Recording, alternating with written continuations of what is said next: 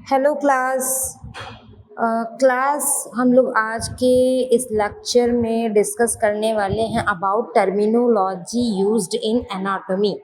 यानी anatomy subject को पढ़ने के लिए कुछ ऐसी टर्मिनोलॉजीज़, ऐसे टर्म्स का यूज़ किया जाता है जिससे कि आपको ये सब्जेक्ट समझने में, पढ़ने में आसानी हो। ठीक है, तो कुछ ऐसे easy to modify subjective terminologies आपको सीखनी है जिनके बारे में हम लोग डिस्कस करेंगे आज की क्लास में। ठीक है, सबसे पहले हम लोग जानेंगे कि इसकी ज़रूरत क्या पड़ी। हम लोग नॉर्मली जिस लैंग्वेज का यूज़ कर रहे हैं, मान लीजिए इंग्लिश लैंग्वेज का यूज़ कर रहे हैं, तो उसमें भी तो जैसे हार्ट को हमको हार्ट बोलना है, या हिंदी में उसको हृदय बोलते हैं, इंग्लिश में उसको हार्ट बोलते हैं। ठीक है, तो इंग्लिश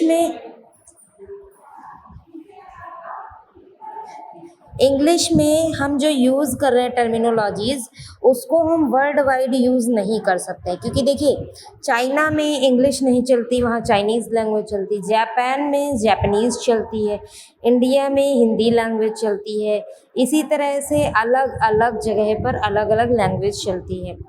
तो अगर एक यूनाइटेड फॉर्म में हम बात करें कि कोई एक ऐसी लैंग्वेज जो सभी में मान्यता दे, सभी को माने, मान लीजिए आप रिपोर्ट लेकर जाते हैं इंग्लिश में, चाइना में आप इलाज करवाना चाहते हैं, आप चाइना में रिपोर्ट लेकर जाएंगे, उसकी जो लैंग्वेज है वो इजी टू अंडरस्टैंड नहीं है उन लोगों के लिए, क्योंकि वो लैंग्वेज अलग है।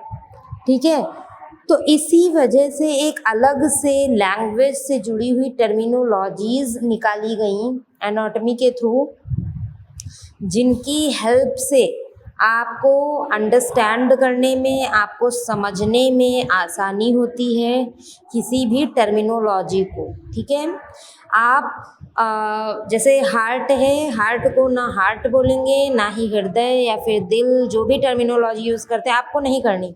आपको इंस्टेड ऑफ दीज वर्ड आपको क्या बोलना है? कार्डियो। कार्डियो का मतलब भी क्या हो जाएगा? हार्ट। लेकिन जो टर्म कार्डियो होगा वो एक्सेप्टेबल है all over the world, world wide पूरा एक्सेप्टेबल है। और चाहे आप जापान में जाएं, China, India, America, France, Russia, सब कहीं हेपेटो का मतलब लीवर होगा, कार्डियो का मतलब हार्ट होगा, ऑस्टियो का मतलब बोन होगा। यानी वो terminology all over the world क्या है? एक्सेप्टेबल है। ठीक है, तो यहाँ पर पहले तो हम बॉडी के स्ट्रक्चर के बिहाफ पर कुछ टर्मिनोलॉजीज़ देखेंगे और उसके बाद में वर्ड्स के अकॉर्डिंग भी कुछ टर्मिनोलॉजीज़ देखेंगे। ठीक है, तो देखिए सबसे पहले बात करेंगे एनाटॉमिकल पोजीशंस के बारे में। ऐसी पोजीशंस जिनको हम यूज़ करते हैं एज अ एनाटॉमिकल टर्म्स। ठीक है, पोजीशन का मतलब तो आपको पता ही है, अवस्था, कि कोई अगर खड़ा है तो वो स्टैंडिंग पोजीशन में है, कोई बैठा है तो सिटिंग पोजीशन में है, कोई लेटा है तो लाइंग पोजीशन में है। सबकी अलग अलग पोजीशंस हैं। ठीक है, तो उसी चीज़ को हम यहाँ पर मेडिकल टर्मिनोलॉजी में समझेंगे। ठीक है, तो यहाँ पर आपको 4 पोजीशंस मैंने नोट्स में लिख करके दिया है। सबसे पहला तो है स्टैंडिंग अपराइट, फिर है head and eyes facing forward. तो ये जो पोजीशंस 4 आपको पॉइंट 5 दिखाई दे रहे हैं, वो एनाटॉमिकल पोजीशन को डिक्टेट करते हैं। आप जो ये इमेज देख रहे हैं, इसमें जो भी विजुअल्स दिख रहे हैं, इमेज दिख रही है, ये आदमी सीधा सामने की तरफ फेस करके खड़ा हुआ है, आपको ऐसा इमेजिन करना है। ठीक है, हम कब किसी इंसान को बोलेंगे कि वो एनाटॉमिकल पोजीशन में खड़ा है? अगर नॉर्मल आपसे बोल दिया जाए कि आप खड़े हो जाइए, तो आप तो ऐसे ही खड़े हो जाएंगे अपने हाथों को नीचे छोड़ करके आराम से, बट वो एनाटॉमिकल पोजीशन नहीं है। एनाटॉमिकल पोजीशन कौन सी पोजीशन है? कि जब आप सीधे खड़े हों, आपके हेड एंड आईज सामने की तरफ हों, एकदम सामने की तरफ देख रहे हों। ठीक है, और जो आपके आर्म्स हैं या अपर लिम्स हैं, जिनको हाथ बोलते हैं, वो क्या होने चाहिए, साइड में होने चाहिए। आर्म्स हमेशा साइड में हों और जो आपके पाम्स हैं यानी हाथों की हथेलियाँ वो सामने की तरफ फेस करके हों, यानी पाम फेसिंग फॉरवर्ड, पाम सामने की तरफ हों, हाथ आपके दोनों साइड में होने चाहिए, हेड और आईज सामने की तरफ फॉरवर्ड फॉर्म में होनी चाहिए, और जो आपके पैर हैं फीट्स वो एकदम साथ में होने चाहिए, एकदम साथ में। तो इस पोजीशन को हम क्या बोलेंगे, इस पोजीशन को हम नाम देते हैं एनाटॉमिकल पोजीशन। ठीक है, तो ये हो गया एनाटॉमिकल पोजीशन के बारे में। उसके बाद में यहाँ पर और भी ढेर सारी पोजीशंस आपको दी गई हैं इस पीडीएफ में। ठीक है, like superior, inferior, anterior, posterior, medial, lateral, intermediate, इस तरीके की पोजीशन। तो एक एक पोजीशन को हम लोग पढ़ेंगे, उसके मतलब को समझेंगे और एक एग्जाम्पल दूंगी मैं हर एक टर्मिनोलॉजी का। ठीक है, सबसे पहले डायरेक्शंस को स्टार्ट करते हैं। इनको हम डायरेक्शन बोलते हैं बेसिकली। ठीक है, अब जैसे नॉर्मली हम क्या बोलते हैं, आगे पीछे, ऊपर नीचे, साइड, और इंग्लिश में यही अप डाउन, फ्रंट बैक ऐसे बोल देते हैं साइड बाय साइड। तो लेकिन यहाँ पर उस टर्मिनोलॉजी की यूज़ हमको एनाटॉमी के अंदर नहीं करनी होती है। एनाटॉमी के अंदर आपको एक अलग टर्मिनोलॉजी इन सब चीज़ों के लिए देखने को मिलती है, डायरेक्शंस के लिए, जिसके बारे में हम लोग डिस्कस करेंगे। तो सबसे पहला डायरेक्शन टर्म में आपका पहला है सुपीरियर। सुपीरियर का मतलब होता है टुवर्ड्स द हेड या फिर ऊपर की साइड। अब हेड हमारा ऊपर है तो हेड की तरफ जो चीज़ें होंगी वो ऊपर की साइड होंगी। तो सुपीरियर वर्ड कहीं पर आए तो इसका मतलब है कि ऊपर की तरफ, जिसको ऐसा समझ सकते हैं आप, सुपर का मतलब होता है एकदम जो सबसे टॉप पर हो। तो टॉप पर जो चीज़ें होंगी वो हमेशा ऊपर ही होंगी, इसलिए सुपीरियर का मतलब होता है ऊपर। अब for example head is superior to the chest, यानी जो हेड है वो चेस्ट के ऊपर है। तो इसका मतलब है गया कि इसी तरह आपको सुपीरियर वर्ड का यूज़ करना है पूरी टर्मिनोलॉजी में। उसके बाद में आता है इनफेरियर। इनफेरियर का दूसरा नाम है कॉडल। कॉडल वर्ड आए या इन्फीरियर वर्ड आए, इसका मतलब एक ही है। इसका मीनिंग होता है टूवर्ड्स द फीट, यानी पैरों की तरफ। अब पैर कहाँ है आपके, नीचे की साइड। तो यानी इन्फीरियर का मतलब हो जाएगा बेसिकली कि नीचे की तरफ, पैरों की तरफ, नीचे की तरफ। अब इसका एग्जाम्पल है stomach is inferior to the heart, यानी जो स्टमक है वो हार्ट के नीचे होता है। अब आपको भी पता है जो स्टमक हमारा पेट है वो हार्ट के नीचे ही होता है, तो यहाँ पर इन्फीरियर टर्म आता है, देखने को आपको मिलता है। ठीक है, उसके बाद है एंटीरियर, जिसको बोलते हैं वेंट्रल। टूवर्ड्स द फ्रंट, यानी आगे की तरफ। आगे अगर कोई खड़ा हुआ है आपके सामने फेस करके तो उसका मुंह आगे होगा, पीठ पीछे होगी। तो जो उसका मुंह होगा, उसका फेस होगा वो आगे है, उसको हम आगे फ्रंट ना बोल करके एंटीरियर बोलते हैं। एंटीरियर को ही दूसरा टर्म वेंट्रल होता है। ठीक है, एंटीरियर और वेंट्रल का मतलब एक ही है। आई बात समझ में। Sternum is anterior to the heart, यानी जो स्टर्नम बोन होती है वो हार्ट के आगे होती है। इसका ये एग्जाम्पल है। अगला डायरेक्शनल टर्म है मीडियल। मीडियल का मतलब होता है टूवर्ड्स द मिड लाइन। ठीक है, यानी nose is medial to the eyes. जो नोज है वो बीचों बीच में यानी मिड लाइन के ऊपर स्थित है। अब आँखें हैं, जो आपकी आँखें हैं, जो कान है, वो तो मिड लाइन पे नहीं है, बट नोज है, तो यहाँ पर nose is medial to the eye. Lateral, lateral का वर्ड का मीनिंग क्या हो जाएगा, अवे टू मिड लाइन, यानी मिड लाइन के अलावा कहीं और होगा पर मिड लाइन पे नहीं होगा। तो इसका एग्जाम्पल क्या है, ears are lateral to the nose, यानी जो कान हैं हमारे वो नाक के लेटरल है, यानी नाक बीच में है तो नाक के साइड में है, ये होता है लेटरल का मतलब। इसी तरह आता है इंटरमीडिएट। इंटरमीडिएट का मतलब होता है बिटवीन टू स्ट्रक्चर्स, यानी दो स्ट्रक्चर्स के बीच में। इंटरमीडिएट का मतलब तो वैसे भी होता है बीच में, आप खुद जानते होंगे।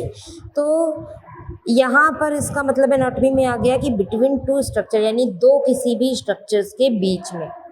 इसका एग्जाम्पल्स है clavicle is intermediate between sternum and the shoulder, यानी जो क्लैविकल बोन है जिसको आप लोग कॉलर बोन बोलते हैं या उसी को ब्यूटी बोन बोला जाता है, वो शोल्डर्स और स्टर्नम बोन के बीच में होती है, ऐसा यहाँ पर बताया गया है।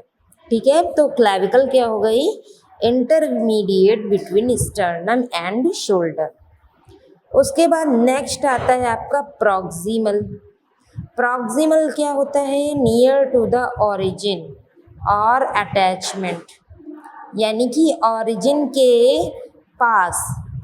ठीक है, एक किसी ऑर्गन को ले लेंगे और वहाँ से वो चीज़ पास है या दूर है, ये चीज़ बोलने के लिए यूज़ किया जाता है प्रॉक्सिमल। ठीक है, जैसे एग्जांपल है elbow is proximal to the wrist, यानी जो एल्बो है वो रिस्ट के पहले ही पड़ जाता है, यानी कि ओरिजिन के पास।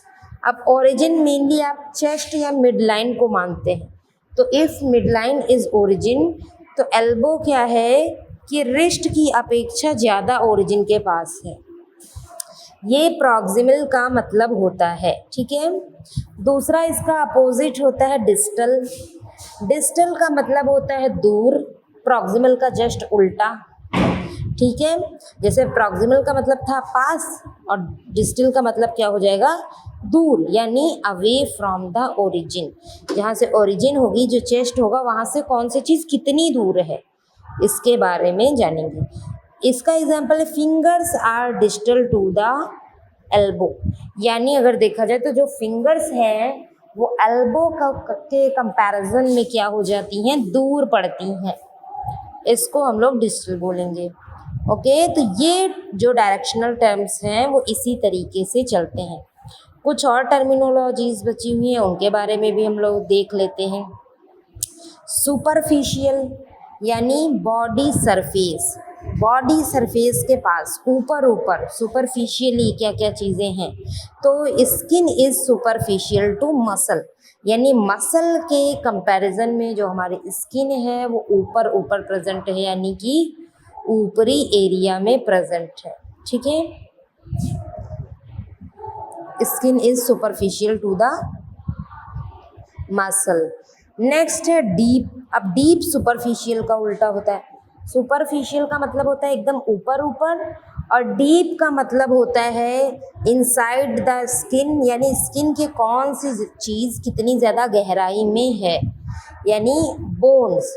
अब बोन्स के क्या है, मसल्स के कंपैरिजन में तो ज़्यादा ही वो क्या है कि ये डीप में है। तो यहाँ पर हम क्या टर्मिनोलॉजी यूज़ करेंगे, skin is bones are deep to the muscle, means जो बोन्स होंगी वो मसल के कंपैरिजन में ज़्यादा गहराई में हैं। हमारे हाथों पैरों में आप देखेंगे मसल ऊपर होंगी, बोन्स अंदर होंगी, तो बोन्स क्या हुई, बोन्स डीप में हुई, तो इसीलिए बोला जाएगा bones are deeper to the muscle.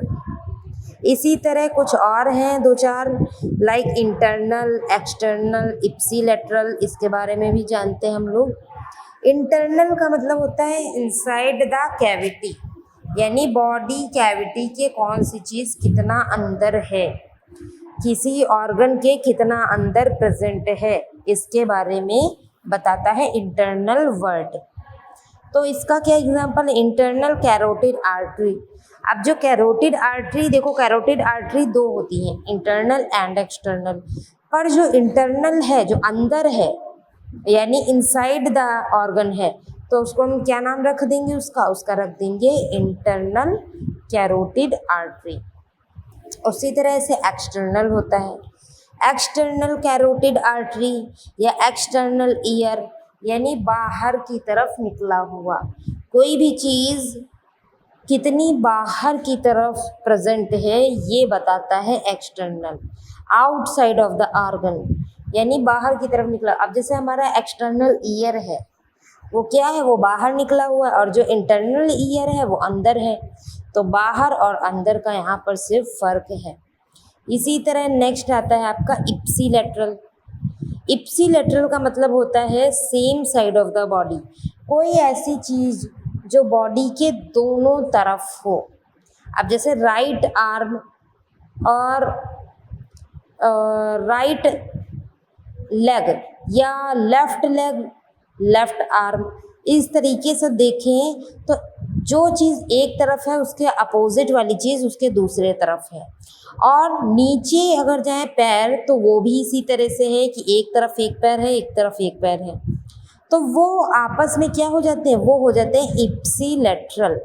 ठीक है, यानी same side of the body क्या क्या चीज़ें हैं और वही चीज़ें उसके डिफरेंट अपोजिट साइड में होंगी, जिसको हम बोलेंगे कॉन्ट्रालेटरल। तो इप्सीलेटरल कॉन्ट्रालेटरल दोनों साथ में चलते हैं। इप्सीलेटरल का मतलब होता है सेम साइड में क्या क्या चीज़ें हैं, और कॉन्ट्रालेटरल का मतलब होता है कि इसके अपोजिट में क्या चीज़ प्रेजेंट है। उसके बाद में एक और टर्मिनोलॉजी आती है बाईलेटरल। ठीक है, बाईलेटरल का मतलब होता है जो दोनों साइड में प्रेजेंट हो, एक ही चीज़ दोनों साइड में प्रेजेंट हो। अब जैसे किडनी है, किडनी बाईलेटरल स्ट्रक्चर है, यानी जो किडनी है वो दोनों साइड में प्रेजेंट है, एक एक किडनी दोनों साइड में प्रेजेंट है। तो यहाँ पर उसको क्या बोला जाएगा कि वो बाईलेटरल ऑर्गन है। लेकिन लीवर नहीं बोला जाएगा, क्योंकि लीवर क्या है, लीवर बाईलेटरल नहीं है, वो दोनों साइड में प्रेजेंट नहीं है, वो सिर्फ एक साइड में प्रेजेंट है। और फिर अगला आता है यूनिलेटरल, जिसका अभी मैंने एग्जाम्पल दिया कि लीवर बोला जाएगा तो लीवर को बोला जाएगा वो यूनिलेटरल है, क्योंकि वो सिर्फ एक साइड में प्रेजेंट है। बाईलेटरल को बोल दिया जाता है कि वो अगली साइड भी प्रेजेंट है, इसलिए उसको हम बाईलेटरल। तो ये थे आपके कुछ टर्मिनोलॉजीज़। यहाँ पर मैंने आगे ऊपर एक डायग्राम दे रखा है, देखिए यहाँ पर medial, lateral, superior, inferior, proximal, distal कुछ चीज़ें दी गई हैं, जो अभी हम लोगों ने ढेर सारी टर्मिनोलॉजीज़ पढ़ी हैं, डायरेक्शनल टर्म्स देखे हैं, उसी के इमेजेस देखो। प्रॉक्सिमल मीन्स पास, डिस्टल मीन्स दूर, मीडियल मीन्स बीचों बीच, मिड लाइन, और लैटरल का मतलब होता है मिड लाइन से दूर। इसी तरह सुपीरियर एंड इन्फीरियर, सुपीरियर का मतलब होता है हेड की तरफ, इन्फीरियर का मतलब होता है पैरों की तरफ यानी कि नीचे। तो इस तरीके से हमारे टर्मिनोलॉजीज चलते हैं। ये हो गए टर्मिनोलॉजीज, ठीक है। फिर उसके बाद में अगला आता है बॉडी प्लान्स, या प्लेन बोलते हैं इनको, बॉडी प्लेन। तो कुछ बॉडी के प्लेन्स भी होते हैं, आपको इमेज में अच्छे से दिखाई दे रहा होगा कौन कौन से बॉडी के प्लेन्स होते हैं, ठीक है। तो बॉडी को डिवाइड करने वाले जो प्लेन्स हैं वो बेसिकली 5 हैं। देखो एनाटॉमी में पढ़ना क्यों ज़रूरी है, क्योंकि बॉडी को कौन से उसके पार्ट में प्रॉब्लम है और वो किस प्लान में आता है, ये हमको पढ़ना ज़रूरी है उसके ट्रीटमेंट के लिए या उसकी पहचान के लिए। अब राइट लेफ़्ट का यूज़ यहाँ पर क्यों नहीं कर सकते। अब एक पेशेंट मान लीजिए लेटा है, वहाँ पर डॉक्टर ने बोल दिया नर्स को कि उसके राइट साइड में इंजेक्शन नहीं लगाइएगा, उसके लेफ़्ट साइड में लगाइएगा, ठीक है। अब अगर वो पेशेंट उस दिशा में रह गया तब तो वो सही लगा देगा इंजेक्शन। अगर उसने अपनी दिशा बदल दी या वो पहले सुपाइन पोजीशन में ऊपर की तरफ लेटा था, बाद में वो अपने पेट के बल लेट गया, तब तो आपका राइट एंड लेफ़्ट गड़बड़ हो जाएगा, है ना। तो इसलिए कभी भी राइट और लेफ़्ट यूज़ नहीं करते हैं, यहाँ पर कुछ प्लेन्स बनाए गए हैं उनका यूज़ करते हैं। और दूसरी चीज़ ये है कि ओटी में जब ऑपरेशन थिएटर होता है वहाँ पर इन सब चीज़ों का बहुत ज़्यादा यूज़ होता है कि बॉडी की पोजीशन क्या है, उनके प्लान्स क्या हैं, इन सब का। ठीक है, तो एक एक करके हम लोग प्लेन्स पढ़ लेते हैं। सबसे पहला है सैजिटल प्लेन। सैजिटल प्लेन, देखो प्लेन पहली चीज़ है क्या उसके बारे में।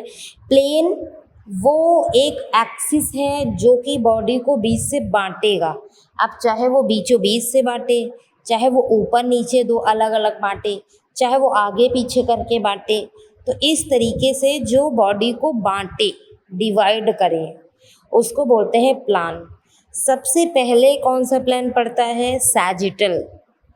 सैजिटल प्लेन, इसको डिवाइड करने का जो तरीका है वो आपको पर्पल कलर की लाइन में दिखाई दे रहा होगा, इसलिए मैंने जो इमेज यहाँ पर यूज़ करी है वो अलग अलग कलर की यूज़ करी है। इसमें ब्राउन कलर की बॉडी दी गई है, उसके जो प्लान्स उसको बांट रहे हैं वो सारे अलग अलग कलर के प्लान्स हैं।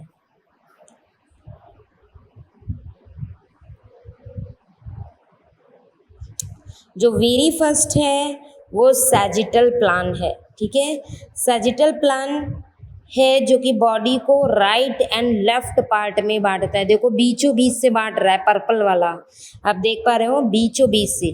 आधा बॉडी इधर यानी राइट साइड का बॉडी एक तरफ, लेफ्ट साइड का बॉडी एक तरफ, इस तरह से बांटता है सैजिटल प्लेन। ठीक है, इसको सैजिटल बोलते हैं, जो कि राइट एंड लेफ्ट में बांटेगा। अगला है मीडियन। मीडियन को ही मिड सैजिटल भी बोल सकते हैं। जो हमारा मीडियन प्लेन है इसको मिड सैजिटल बोल सकते हैं।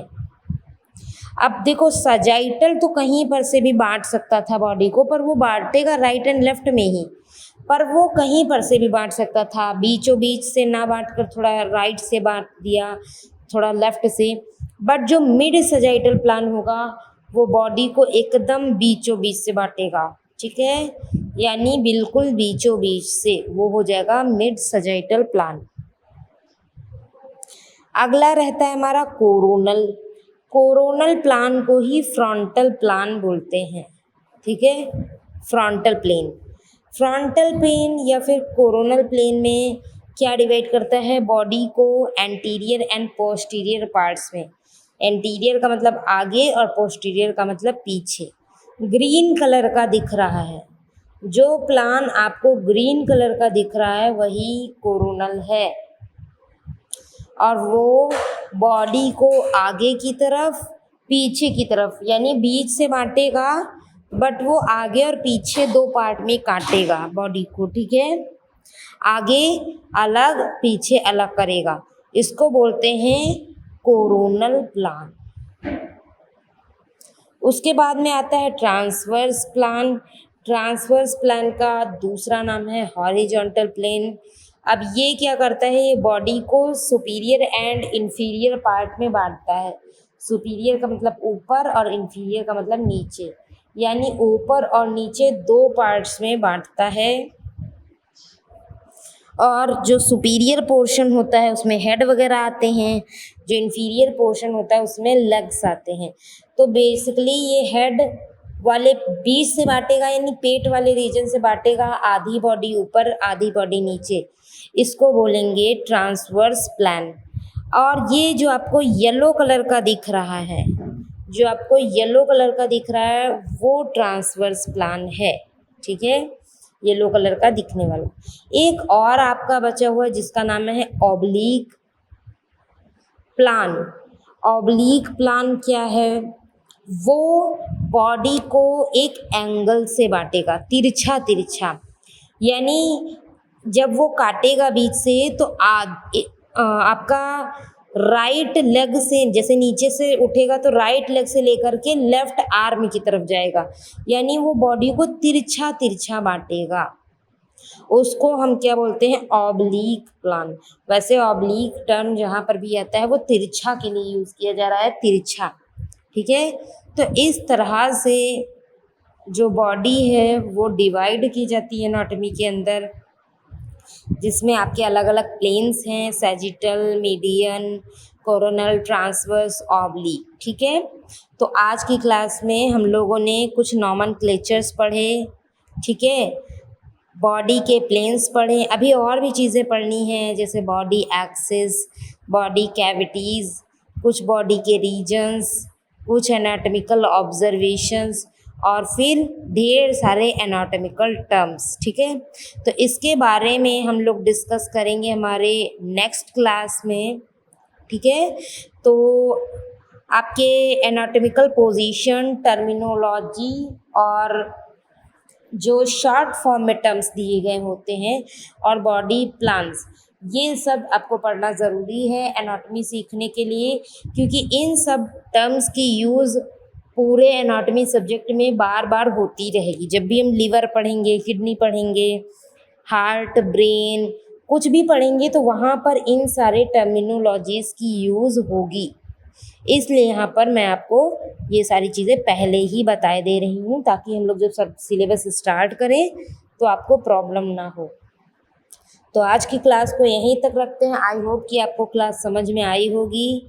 मिलते हैं नेक्स्ट क्लास में। Okay, thank you everyone.